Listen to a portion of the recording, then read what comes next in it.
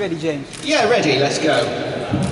Right, so this is my cousin Andrew, and he's a bit of an idiot really. He's a likeable idiot. He's a young man, he talks a lot. It's very difficult to get him to stop talking. He especially talks about his car. He talks about that a lot, and specifically he talks about the wheels of his car, which are alloy wheels. He keeps them incredibly clean. He's very paranoid about leaving his car where it might get scuffed by pushchairs or trolleys.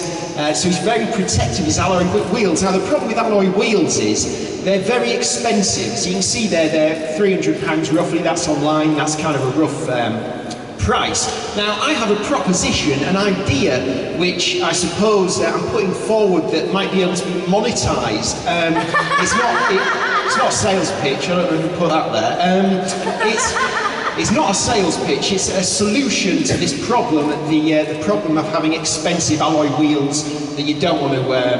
It's the hubcap cap, right? It's a cap that goes over the wheel that protects the expensive alloy wheels that my cousin doesn't want to scuff. Now, the thing is that they're very tasteful. That's how I'm going to sort of propose it, and they go over the top of the wheel.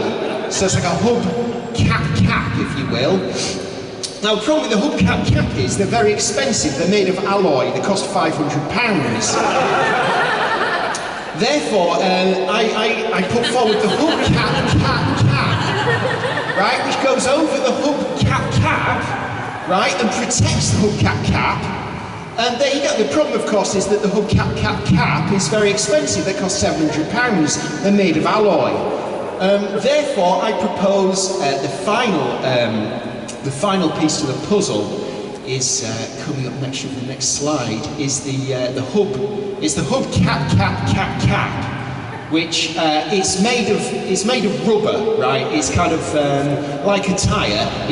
Oh yeah, that's the hub cap in situ over the wheel on top of the hub cap. And right, let me guide you through this, right? So the hubcap cap, that's £500. The wheel's £300. The hubcap cap, that's £500. This is just £50. This is the hubcap cap, right? And that's made of rubber. So that's really practical, of course, because that means that it doesn't get scuffed, it doesn't get damaged at all. And basically, you're just driving around in a big kind of rubber wheel, basically, essentially. But that at least protects the very expensive alloy. Now, you might very well say, why not just make the hubcap cap out of rubber so that covers up the wheel? To those people, I would say, you don't really understand about marketing. Let me just put this by you, right? The wheel 300, hubcap cap 500, hubcap cap 700, that's 50 quid. You can't just give that to people for 50 quid. Look at the money we're missing out if we were to do that. People buy useless stuff all the time, like potpourri and cufflinks, right? We've got loads of stuff we don't need. Last time I bought potpourri oil as well, lest the potpourri not smell sufficiently of Thai orchid, whatever the fuck that is.